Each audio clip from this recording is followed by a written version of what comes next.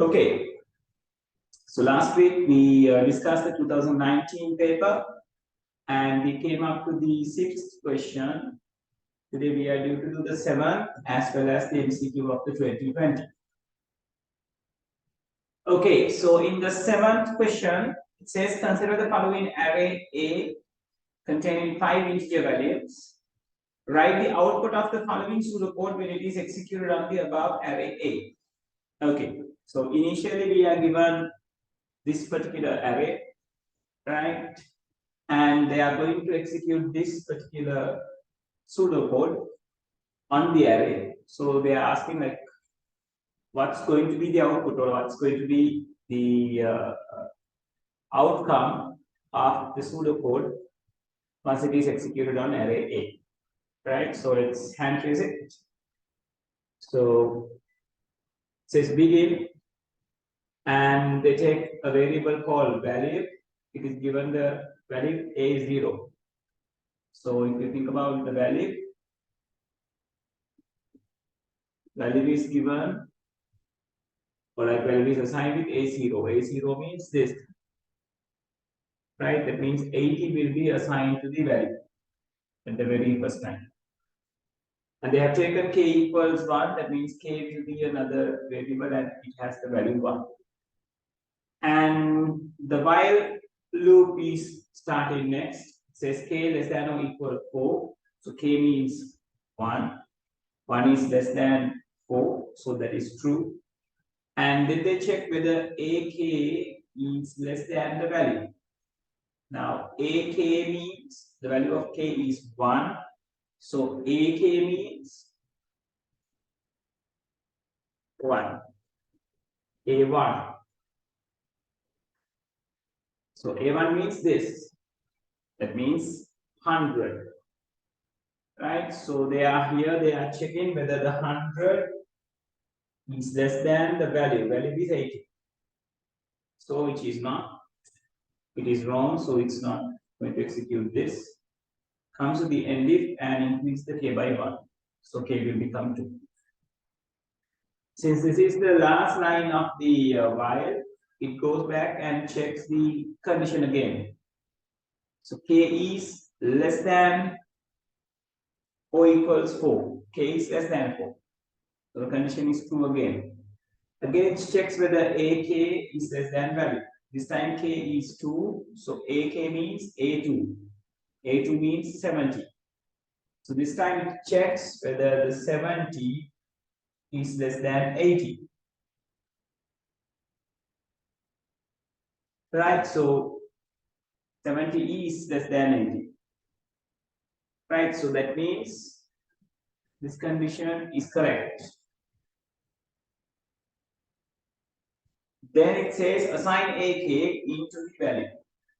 So ak means for the moment a2, that is 70. 70 will be assigned as the value. Then increase k by 1. So k becomes 3. Goes back and checks the condition again. K less than or equal 4, it is less than 4. So it's true. AK less than value. AK means here A3. A3 means 65. Now it's checking whether 65, now the value is 70. So 65 is less than 70. Of course it is. Right? So this is correct. And then it says assign AK to the value. So AK means 65 for this moment. A3. So assign that value to the assign that AK value into the variable value. So 65 will be assigned. Then it ends and it increases k by 1. So k will become 4.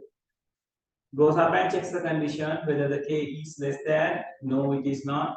Whether k is equals to 4. Yes, it is. So it is equals. So still it is correct. Now it checks whether ak less than value. Now ak means a4. That means 95. So they are checking whether 95 is less than. For the moment, the value got 65. Right, so 95 less than 65, which is wrong. That means this particular thing is going to be wrong and the value is going to be not, AK will not be a scientific value and comes to the end if and K will be increased by 1. So it is increased by 5. Then it goes back and checks the condition again. So now it checks whether K is less than or equals to 4. K is not less than 4 because K's value is 5 now. Neither being equal. So this condition, the while condition is false. If it is false, it straight away come to the end line. So end line and both the things are being satisfied, right? So after the end whiles, it says display value. Value means this particular value. Right? So 65 will be the answer. So to find out the value is 65, you need to do a proper hand tracing, right? Okay, let's see how much they have given you.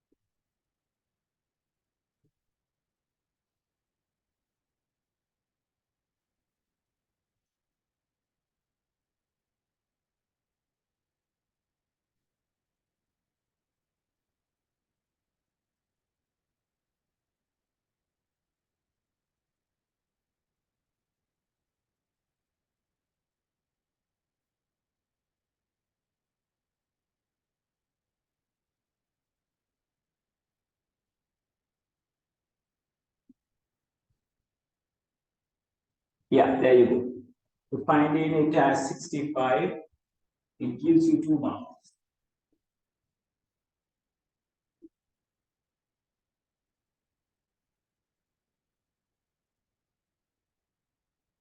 Right, and then in the paper they are asking that this particular pseudocode is turned into a flowchart. So then how those values, how it can be done. All right, so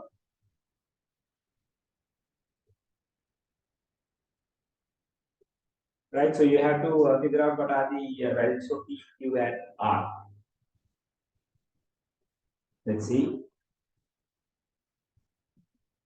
Right, so even though the diagram is not much clear, this is P, this is Q, and this is R.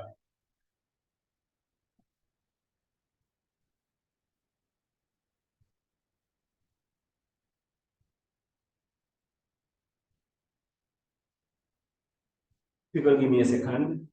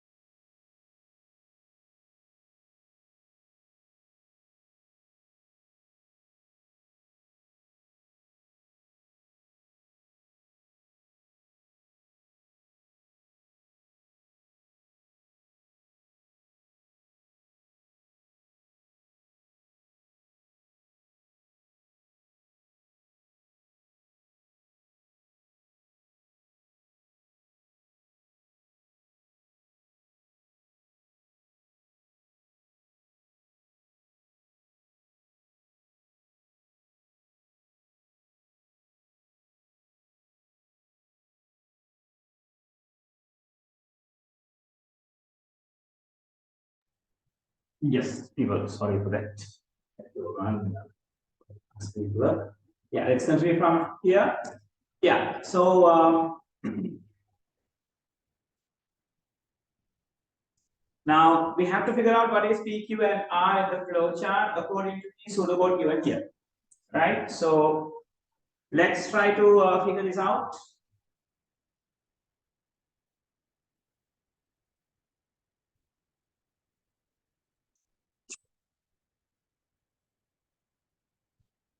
Now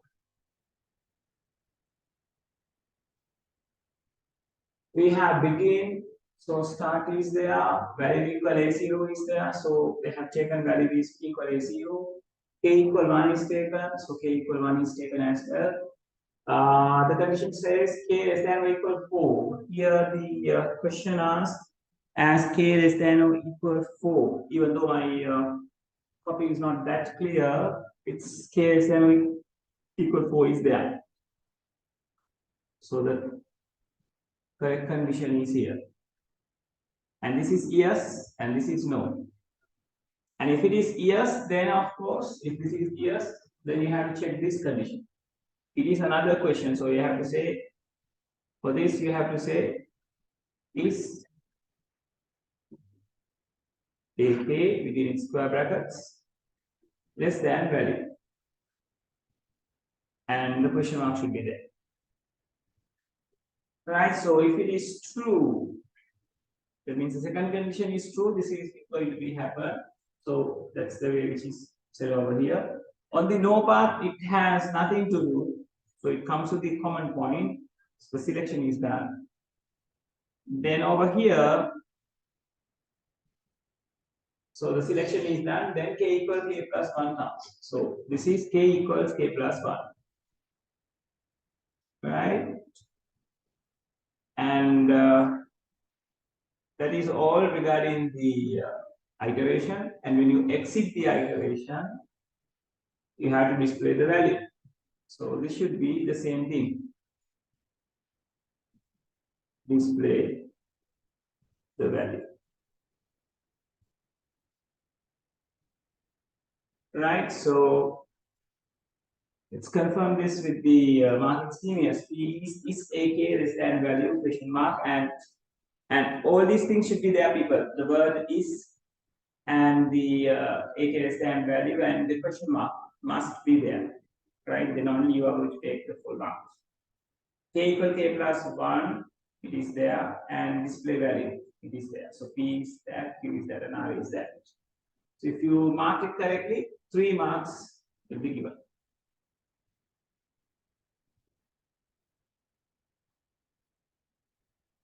So in part B, it says identify and write down the correct statement of PQIR. It is done. In the part C, it says redraw the array A and its contents after the following assignments are carried out on the array.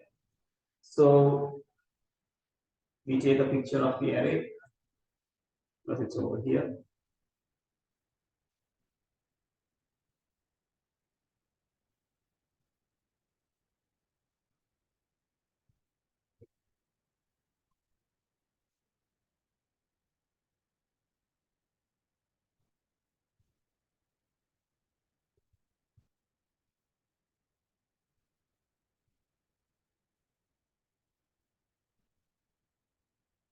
Yes. So I'm going to take out from this.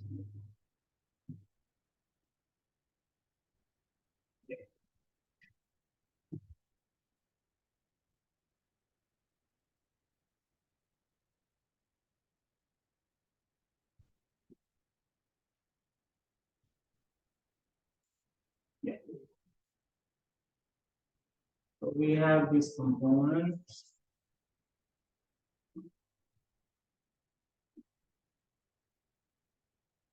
Yep.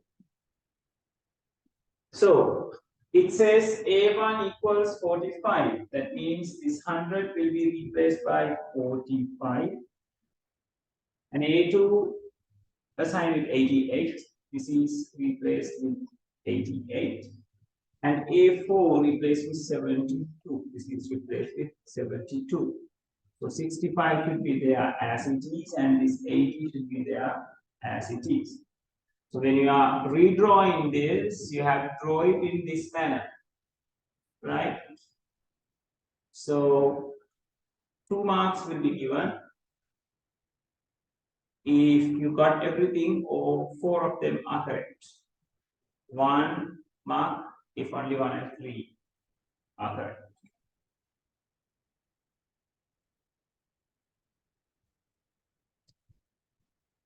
Okay.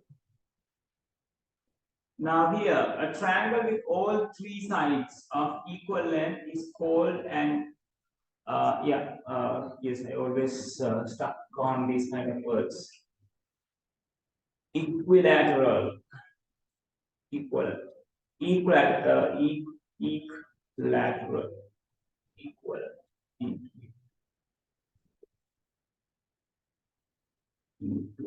yes. I think it's pronounced. Let me check the pronunciation. How it is pronounced?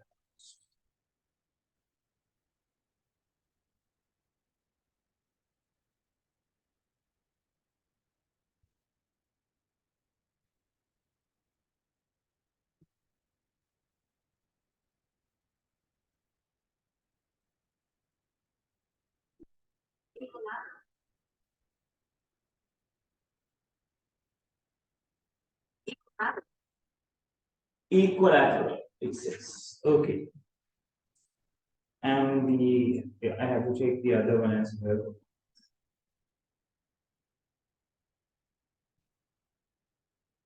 Equilateral,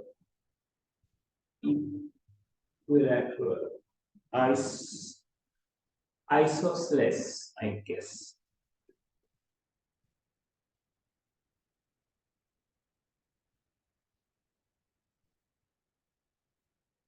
Isosceles. Okay. Isosceles. The final one should be scalene. Scalene.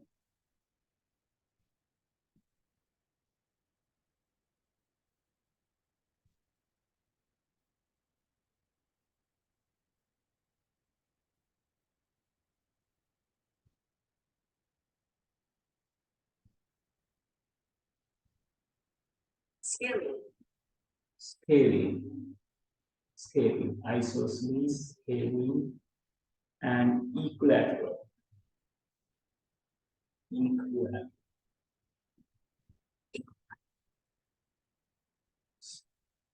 Yeah, a triangle with all 3 sides of equal length is called an equilateral triangle. A triangle with 2 sides of equal length is called an isosceles triangle. A triangle with all sides of different length is called, how do they pronounce that? Scalene. Oh yeah, privilege. Sorry, that scalene. Yes, scalene. So the following flowchart will label PQR determines if a given triangle is an equilateral, isosceles, or scalene triangle, right?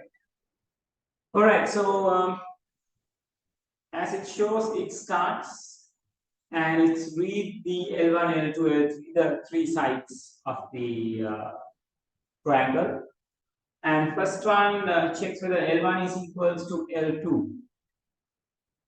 And if it is yes, then to display the equilateral triangle, this condition should check is L1 equals L3, or else you can go is L1 and L1, L2 equals L3, right? Like either the L1 or L2 can be compared with the L3, so then you can say it's a equilateral triangle. And if that condition, that is if both the conditions are correct, but the second condition is no, means only 2 sides, L1 and L2 are the has the equal length. So it will say isosceles, right? isosceles. So then this one must be what? Display isosceles.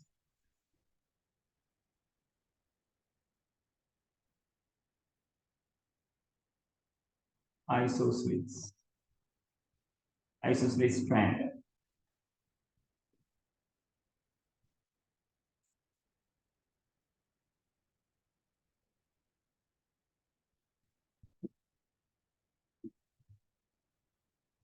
Right. And if the first condition, this condition goes wrong, it comes to the no part.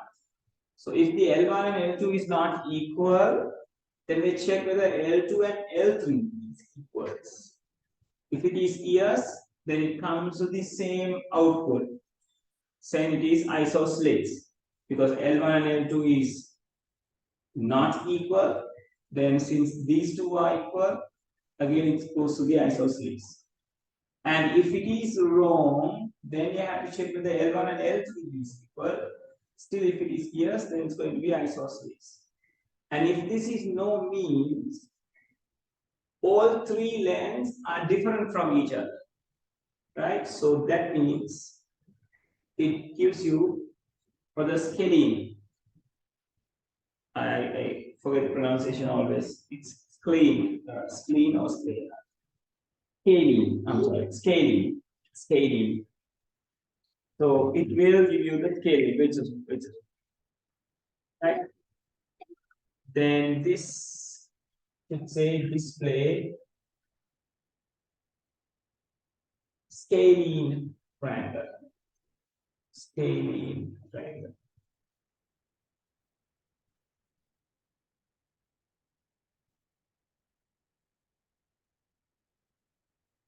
Right. So those should be the answers for P, Q, and R. So let me show you your marking scheme. So the marking scheme says for P, there's only one option, is L2 equals L3, or else you can ask it like is L1 equals L3 as well. This is also a valid argument. Other two, which should be display isosceles triangle and display scalene triangle. All right, see how much you got out of 10. And your paper is done, and send me the final marks as well, how much you got out of 100. Right, so for this it's 3 marks, and you do the calculation and see how much you got out of 100. And meanwhile, I'll show you the marking scheme for 2020. So you can mark that as well.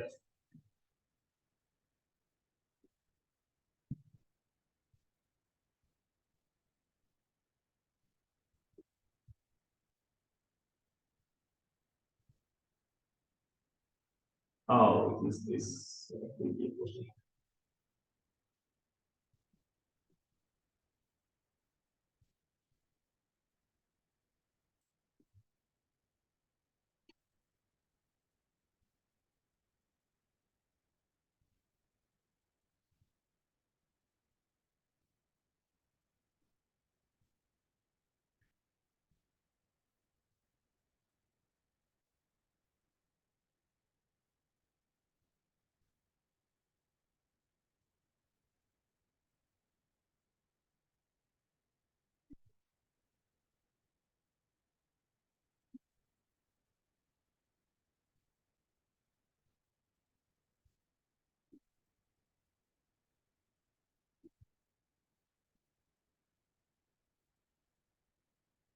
Right. Okay, Denuka. Yes, that's a good mark. Keep it up, Denuka.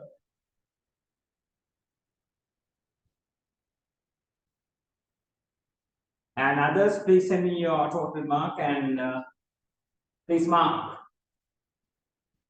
2020 paper and send me the incorrect question numbers as well. Dinata, well done. Keep it up.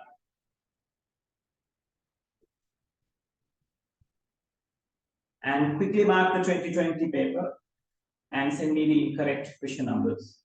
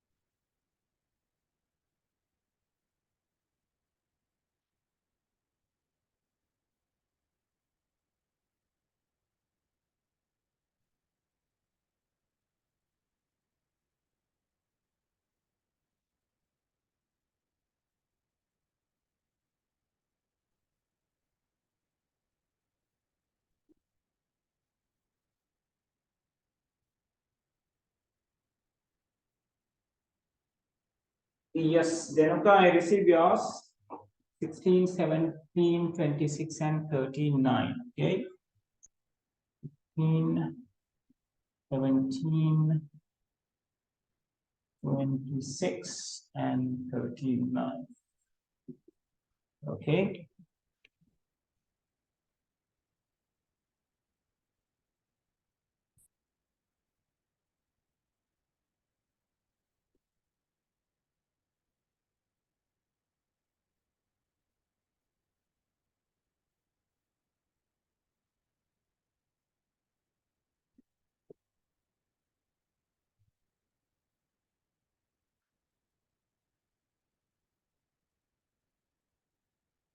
Okay, Dinelka, I received yours.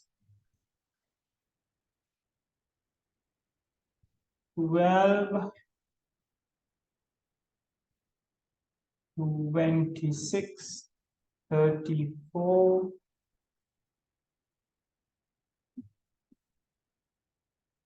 31, 35. Okay.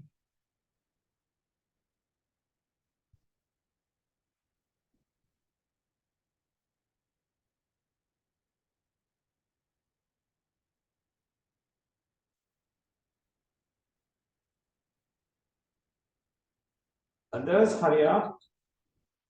So we can start the discussion.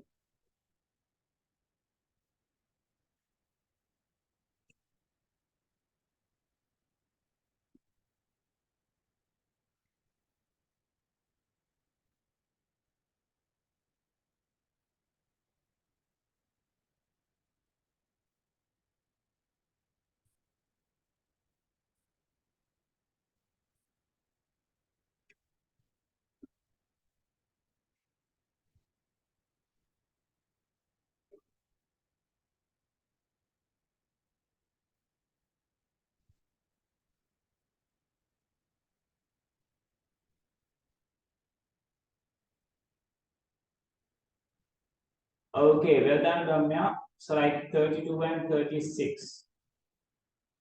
Well done, well done.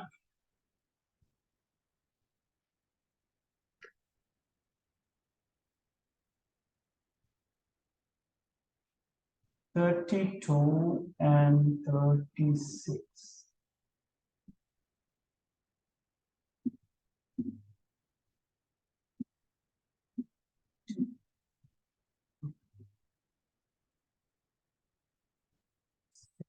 Okay.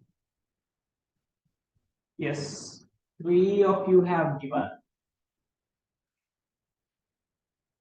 Then find Ramya.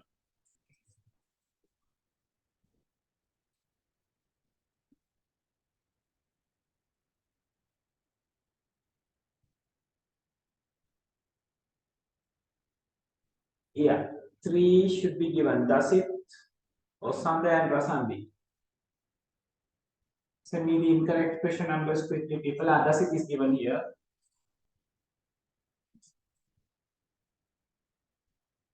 So it's 19, 26,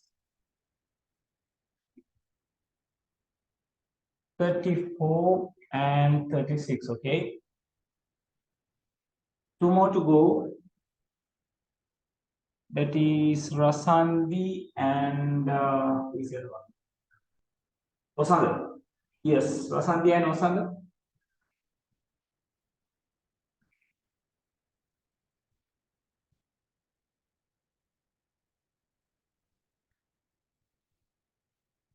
Okay, Osanda sent it. 11, 15, 24, 29, 31, 36, and 38. Okay. Right, Rasandi, it's only you.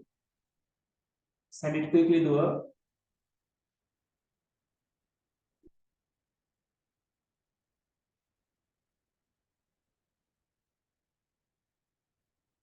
Okay, 9, 12, 15, and 26. 9, 12, 15, and 26. Okay.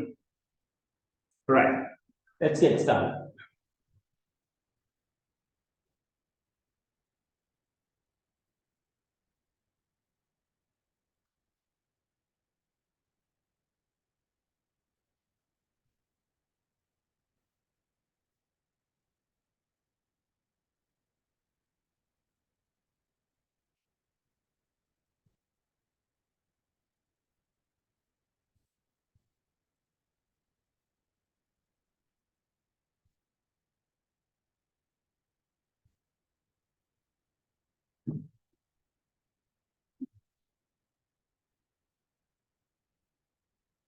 Right. So the first question that you're asking me to discuss is the 9th. So yes, let me check. Okay, the 9th.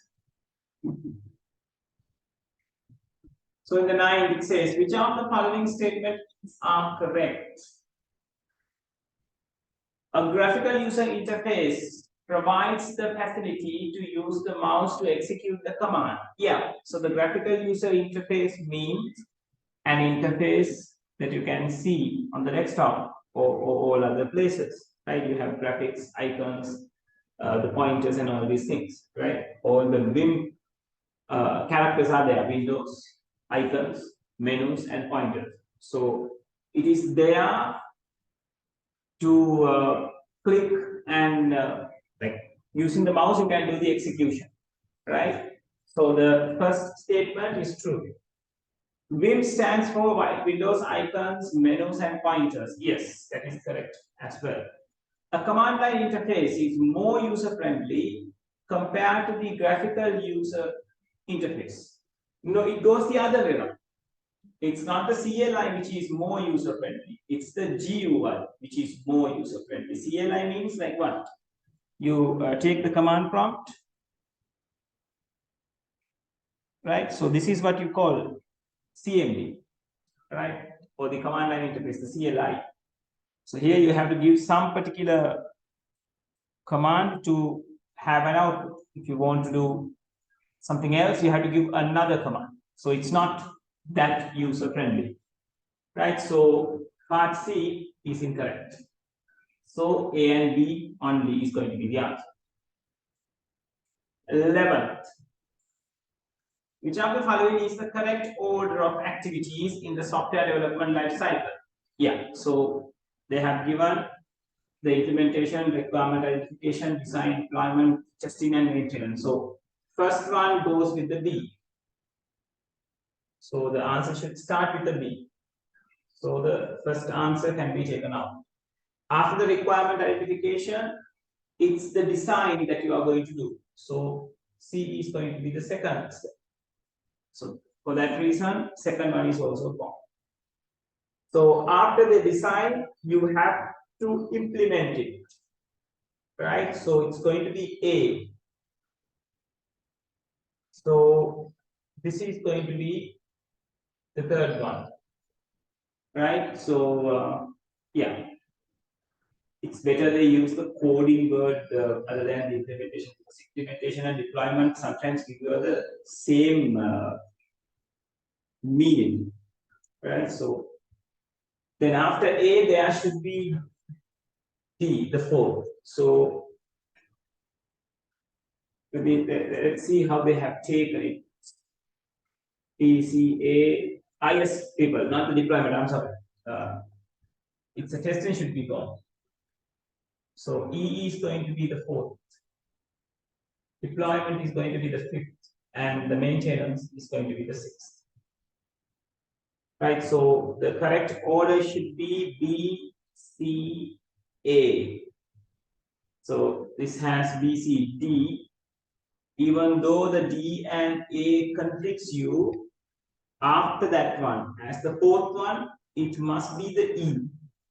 So here it takes A. So because of that, we can't take the fourth answer. We have to take it out. So the correct answer is going to be the third one. Right? So requirement identification, design, implementation, testing, deployment, and maintenance. All right. Okay, the third one is going to be the answer for that. 11th. 12th. In the given spreadsheet segment, cells A1 and B1 displays value of 40 and 50 respectively. After entering the formula equals A$1 plus B$1 to the cell C1, it displays the value of 90 in C1. If the formula in cell C1 is copied to the cell C2 and D1, what will be the value displayed in the cell C2 and cell D1? So this contains the 40 and this contains 50. Because of those two, the formula which is written under here is this particular one, right? So it gives you 90. That means it's simply adding A1 and B1. So since the dollar sign is there, the component which is at the right side of the dollar sign is not going to change, right? So when you're copying this to the C2, that means over here, what's the output is going to be? You are copying downwards on the same column. When you are copying downwards on the same column, the column header is not going to change in your formula. That means letter is not going to change because it's the same column. What is going to change is the number. Since you are copying it downwards, your number should be increased, right? Because in the Excel, downwards the number is increasing. But the problem is here they have absolute the numbers. So even the numbers are not going to change. So that means A will be as it is because it's the same column. B will be stay as it is because they are copying the same column. Number is supposed to change, but since the dollar is there, it's not going to change. So it's going to be the $1 again. So this gives you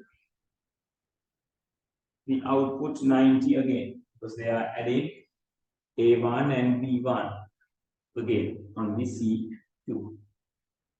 And when it comes to the D1, the story gets different.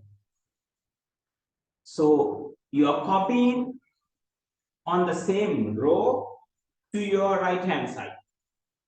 So copying on the same row to the right hand side will not change the row number or the row header, which is the number. Number is not going to change anything if you are copying to the right hand side or the left hand side of the same row. What is going to change is the letter. To the right hand side, letters will be increased one by one. To your left hand side, letters will be decreased one by one. Here you are copying to the right hand side from C1 to D1 to your right hand side. So letter should be increased. So equal sign should be there. A will become B over here. $1 is not going to change. Plus B will become C over here. Again, $1 is not going to change.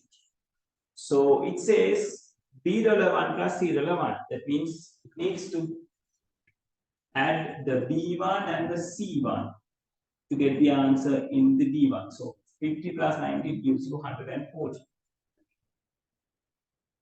Right, so they are asking the order of C2 and D1. So C2 goes with this, D1 goes with this, 90 and 140.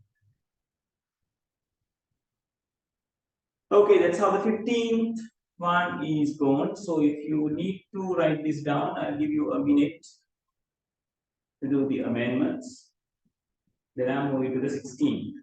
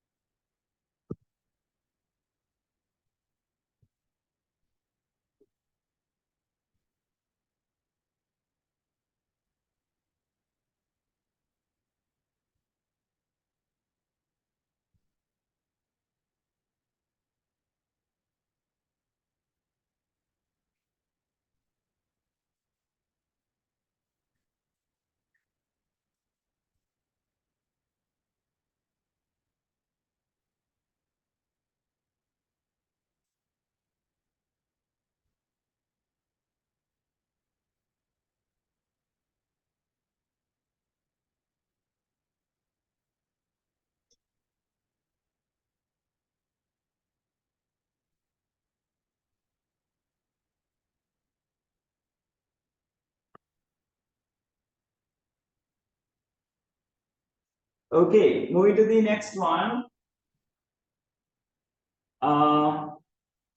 Yes, you have asked the 15th. So in the 15th, it says which of the following statements are correct regarding the different types of projectors. Transparent sheet used in overhead projectors always have to be pre-prepared. No, the overhead projector, of course, it needs a transparent sheet, but that transparent sheet should not be pre-prepared.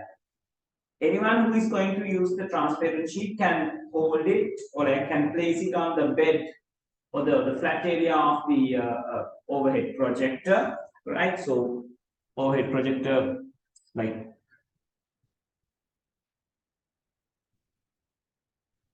it's going to space like this,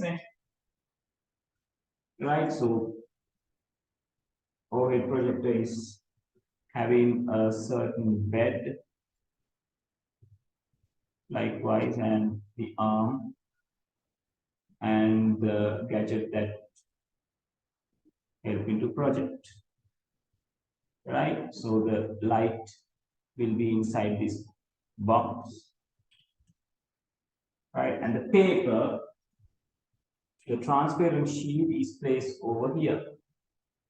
So if you write it something, the light goes through this and it will display that particular image on the particular screen, right? And this transparent sheet, it's good if you pre-prepare it, but it is not necessary always. You can put a transparent sheet and you can write on that using a marker or using a special pencil which is created for the writing on the transparent sheets, right? So that will be shown on the screen. So it should not always have to be pre-prepared, right? So since they're using the word always, we can take this statement as an incorrect one. Image can be included in the slides using the slide projector. Yes, for a slide projector, we need to have a small film which has the small picture. So when you put it through the slide projector, at one end it will give the light. So light will go through this one and it will be projected to the wall as a bigger picture to see the content of that. Right, so since you are using a negative kind of a material up here, cameras වලට ඉස්සරදාන cameras වලට negative reel එක වගේ එක X-ray paper type එකක් use කරන්න. So that particular negative can hold any kind of picture. So when the light goes through that picture, it will be projected on the wall or on the screen where the slide projector is projected to. Right, so images can be included in the slides using the slide projector. Yes, of course, that's correct. Electronic presentation made using a computer can be displayed through a multimedia projector. Of course, that is the latest thing. That is the one that we are experiencing. Right, so B and C is the correct answer. Yes, yeah. Okay, so for the 15th, it's third one, which is going to be the answer. And the 16th, someone has a collection of properly formatted documents preparing using Microsoft Word and LibreOffice Writer. He needs to save those documents without any formatting in order to proofread. What would be the most suitable file extension type for this purpose? Yeah. So if you save it as a ODT means an open document text, right? Which is the extension given by the LibreOffice Writer. So it will not change the formatting that you have been applied to your document, right? So if you change the colors, make the fonts bigger, underline, everything will be there if you save it with the .odt. The only difference that it makes is it is open through the LibreOffice Writer. Likewise, if you save it as a Word document, it will be having .docx extension. And from both these softwares, you can save the document as a PDF. Still, it will save all the formatting inside it. So the only reasonable answer is going to be the second, .txt. If you are saving something as a .txt, it will be open as a notepad with no formatting, right? So just the plain text will be there, right? So second one is going to be the answer for that. 17th. Which of the following statements are correct regarding the presentation software? Yes. The animation effects can be applied only to a single object on a given slide. The animation effects can be applied only to a single object on a given slide. Yes. Now, not only to a single object. Right? So when your slide is there, you can have different kinds of objects. So each and every object can be given an animation, not only one. So this is wrong. I think this is the Sinhala paper. There was some differences in that. Right. So anyway, this is wrong. Audio recordings can be included in a presentation slide. Yeah, definitely. Audio recordings can be included in the presentation slides. You can record the audio in a different and clip it as a different file, and you can import it to the presentation or the slide. Or you can just record your voice to the slide as well. So it's possible, it's true. it is recommended to use less than 10 text lines in a single slide. Yeah, much better, much better. But in general, we say maintain the 6 by 6 dimension. That means 6 sentences, and a sentence is going to have 6 words inside it. But still, in your textbook, they just recommend to have less than 10 lines, right? So according to your textbook, it is correct. So B and C only is going to be the answer.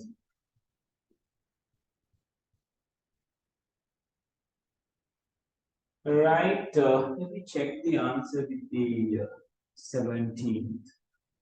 I remember the case with the problem like 17, 17. Yeah, here it says the third answer.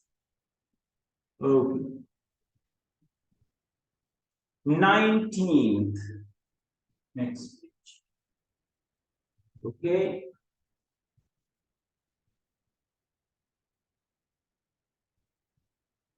So yes. Now when it comes to the 19th, it's talking about these 3 tables. What would be the primary key of author book table? Yeah, author book table. You can't name it author ID alone.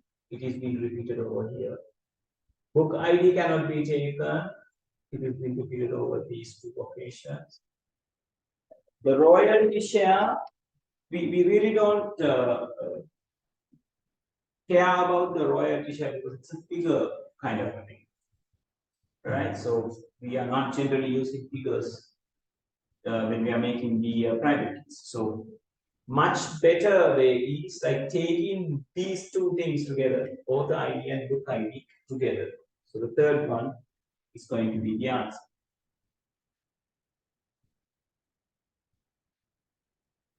And 24th. Which of the following statements are correct? Search engines are used to find information on the World Wide Web when the relevant URL is unknown. Of course, that is why the search engines are there. SMTP stands for Simple Mail Transfer Protocol, is used to transfer messages between mail servers. Yes, SMTP protocol is to exchange the mails between servers, the mail servers. Web server translate domain names into an IP address. No, that's wrong. Web server is the server which provide us the web pages, right, through the HTTP protocol. Through the HTTP actually, hypertext transfer protocol. So the one who translates the domain names into an IP address is the DNS, domain name system server. So C is wrong. So it's only A and B is correct. First one is going to be the answer. Okay, after 24th, 26th.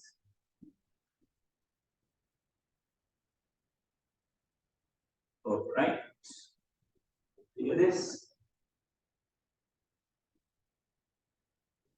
26. Yes. Which of the following HTML tags and parameters can be used to create the given table?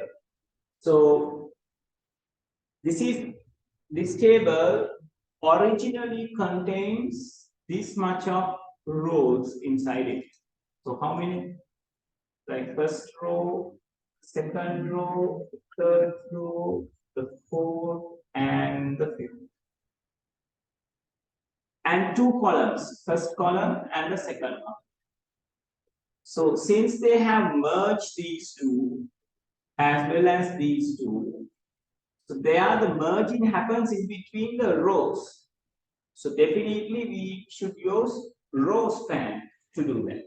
So the answers which has col span will be disregarded, right? So either the first one or the third one that you are going to do. And when it comes to the row span, the row span attribute can be applied inside a table data tag, that means TD, or inside a table header tag. That means TH, right?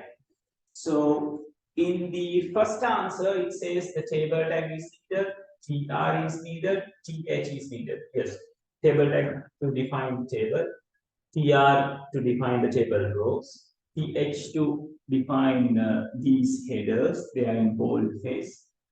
And it says TD with row span 2. Yeah, we have to use TD for next lines with row span 2. Yes, of course. So the first one is going to be the answer. The problem with the third one is it says table is needed, TH is needed, TD is needed, and it says TR with row span. This is the point which makes it wrong. So 3 is disqualified as well. So only the first one is the correct answer.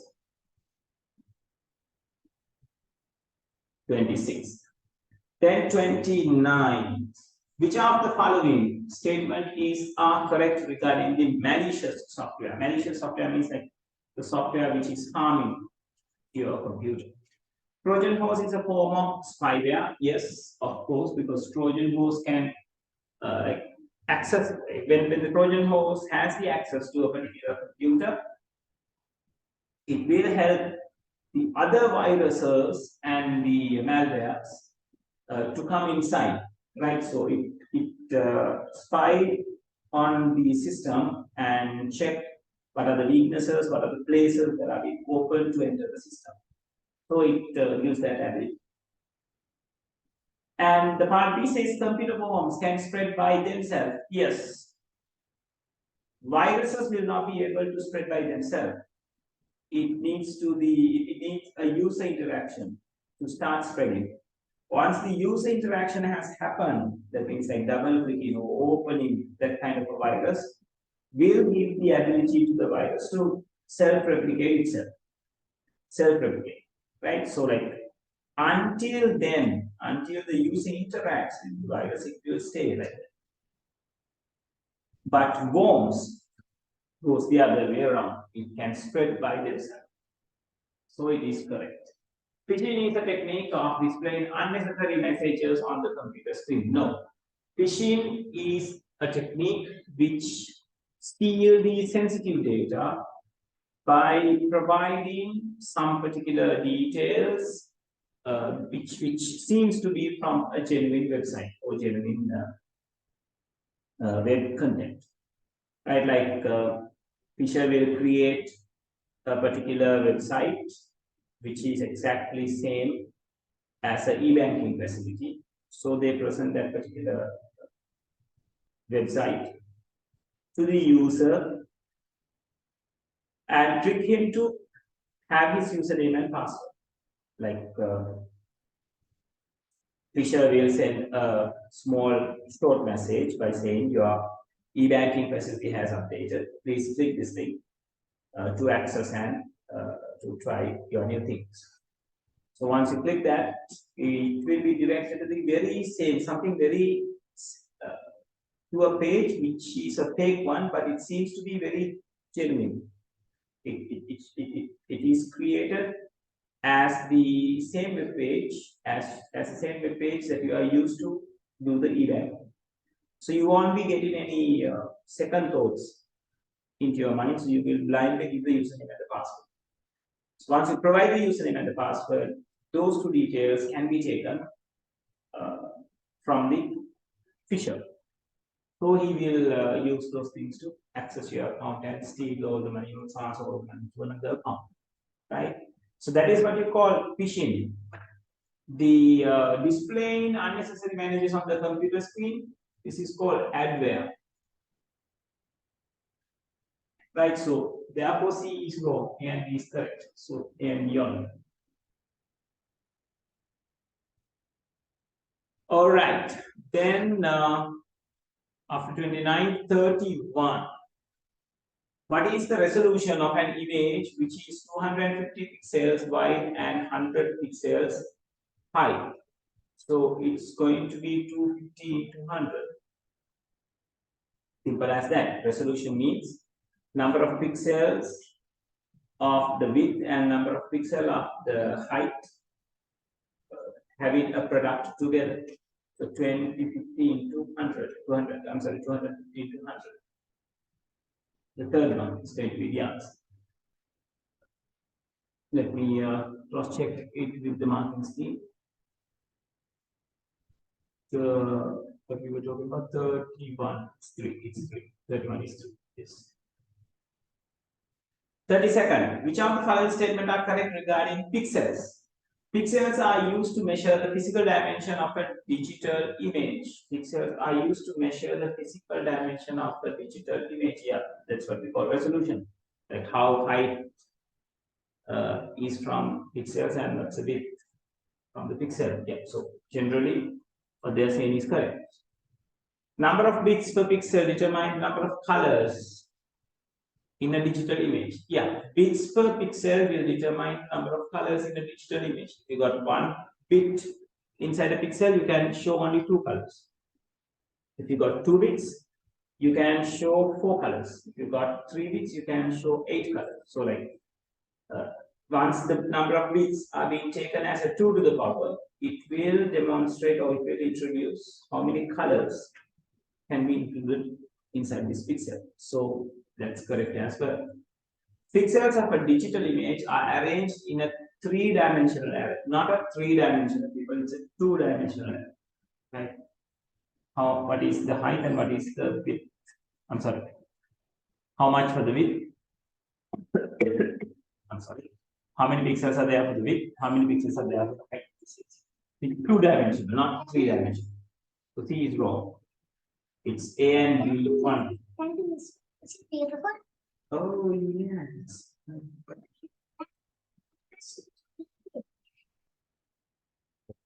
Well done, well done. That's nice, Suzo. 32nd, the answer is the first one. Yes. So it's correct. 34. Which of the following Boolean expression is equivalent to the output of the given logic circuit? Yeah, that could be a simple one. Let me check. So this AND gate receives X over here, Y over here. So this will give you X dot Y. And this NOT gate receives Y over here. Then at this point, it will give you Y bar. And for this OR gate, Y bar will be a 1 input, and this X is going to be a 1 input. So this is going to be X plus Y bar.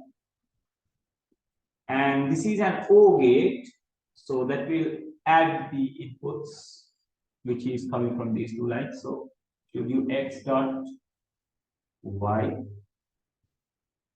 plus X plus Y bar. Likewise. So that will be the answer, X plus Y plus X plus Y bar. Yes, the first one, right? First one is going to be the answer.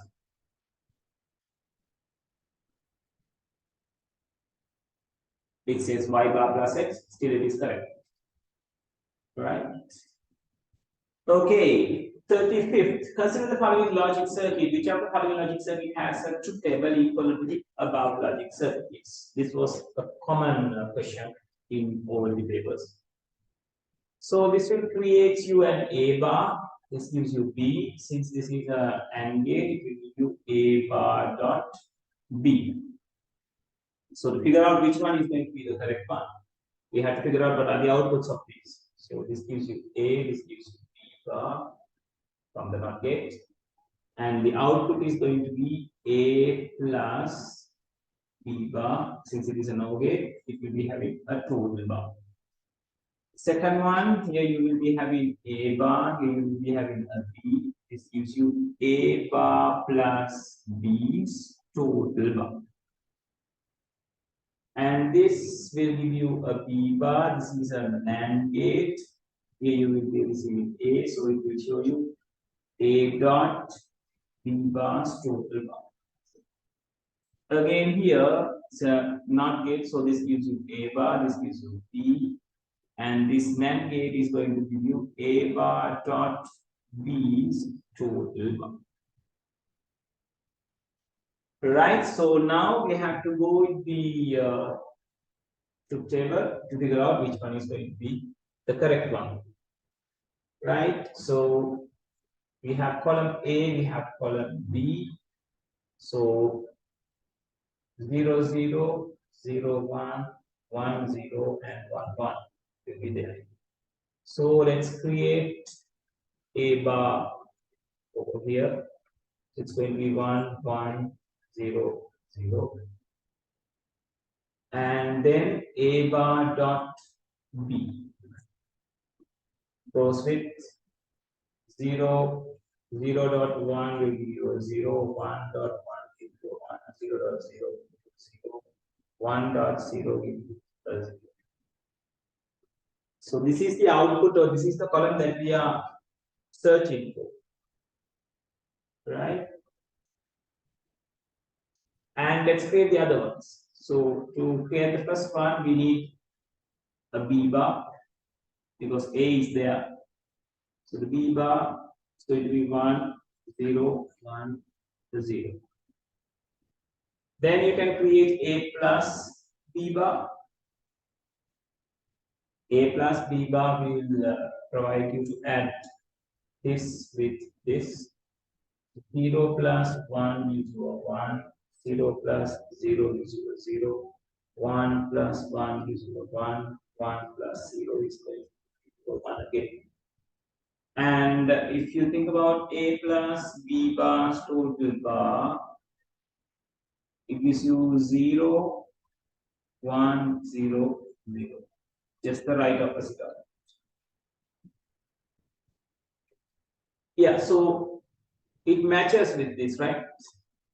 0, 1, 0, 0. This is 0, 1, 0, 0. So that means this output and this output matters. So the correct answer is going to be the first one. That belongs to Nanga. Nanga will open it, right? Not you. We took it for Nanga. You should remember that. You go and talk to Ami and see whether what you can. Right. So it's the 35th. The answer is the first one. Then the 36th.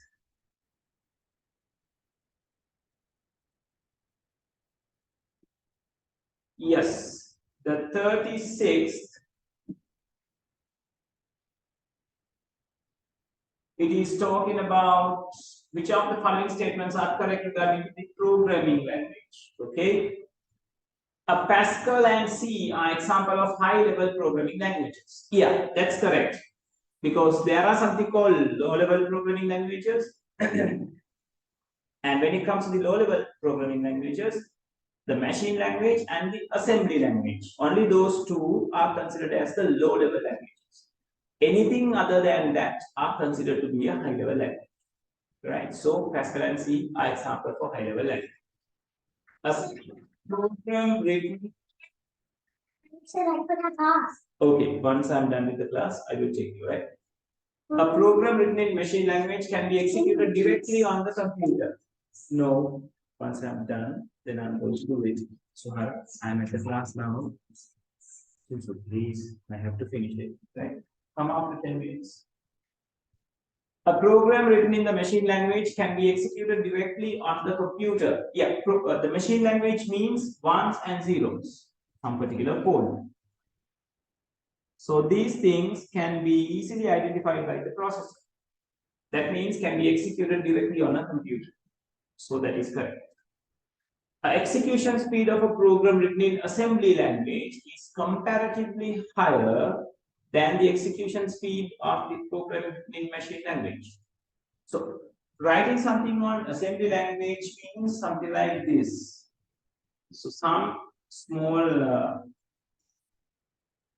numbers, some small statements will be there. So this is assembly language. And this is the machine language.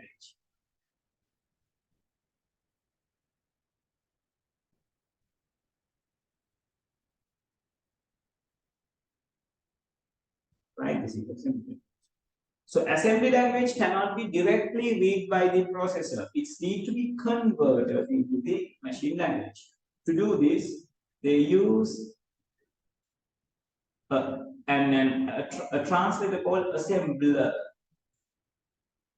Right? So since it takes a translation process, executing an assembly language will take time comparing to a machine language. So, but C says execution speed of the programming written in the assembly language is comparatively higher. Execution is higher in assembly language than the machine language. So it is wrong. Right? Machine language has the highest speed of executing. Right? So the correct answer is A and B only, the first one. All right. Then the 38th. Consider the following array M in Pascal language. Yeah, so it's better they have given what are the indexes are, because generally for an array, indexes starting from a 0, like this. But in Pascal, we have the ability of determining from which index that this array is going to start and until when it is going to continue. Right? But since in this question they haven't mentioned about from where it is going to start, you have to consider it is started from the 0, the normal thing. So array M has a length of 8. Yes, there are 8 elements. Number of elements are the length 1, 2, 3, 4, 5, 6, 7, and 8. Indexes are ending from the 7 because it is starting from a 0. But number of elements are 8, so it is correct. M5 has the value 50. This is M5, the 5th index, but it has the value 60, not the 50, so it is wrong. Value of M1 plus M3 is 60. M1 means this, M3 means this. That means 20 plus 40, which is 60, so it is correct. A and C only is going to be the answer.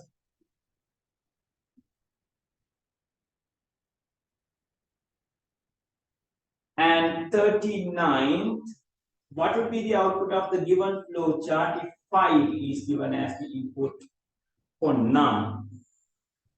Okay, so let's see, let's hand trace and see. Start it, read num. So num, the variable num is going to have what? They said 5 is given as the input for num, so this is 5. Count equal ones, answer equal ones. So I say C as 1, that is count, and I take simple A as answer, that is 1 as well. So it says take the answer and multiply it with count. That answer, that the solution or the answer that you are going to take will be assigned to the A and S, the answer variable again. So for the moment, answer is 1, count is 1, 1 into 1 is 1, and it will again assign to the answer. So again, answer is going to get the value 1. It checks whether the counter less than num. Count is 1, num is 5. So 1 less than 5, which is true, goes on this side. Count is increased by 1. That means this becomes 2. And again it says calculate the answer into count. So answer is 1, count is 2 now, 1 into 2 is 2. Assign it to the answer again. Then this one will be decreased by 2. Check in the condition again. Count. Now the count is 2 less than num. Num is still 5. It's not changed. So this is here. Count is increased by 1. So count will become 3. Now again, answer and count will be multiplied. That means 2 and 3 will be multiplied. That is 6. And will be given to the answer again.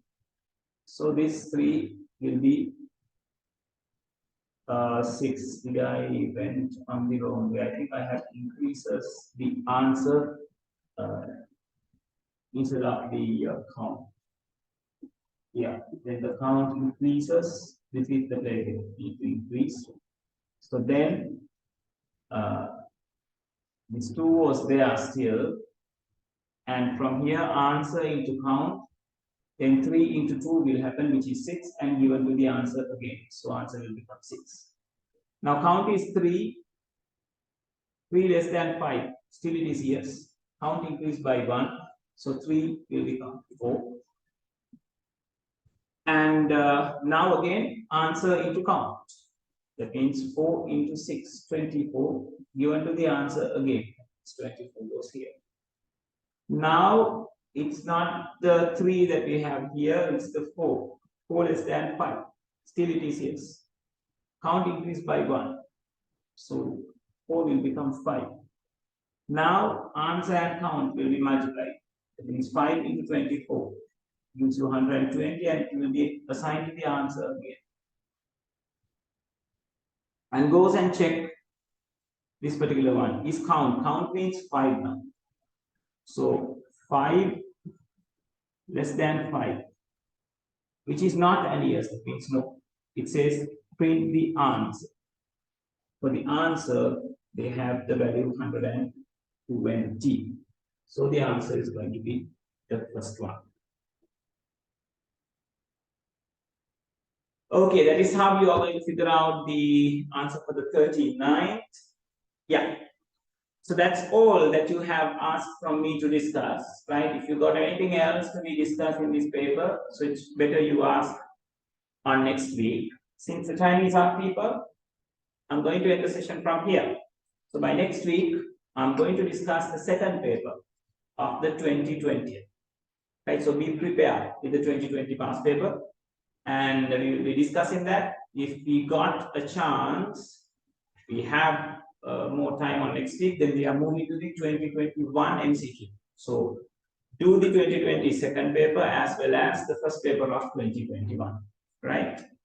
Okay, people. So thank you very much. I'll see you on next week for the very same time, right? Have a nice weekend, people. Thank you very much.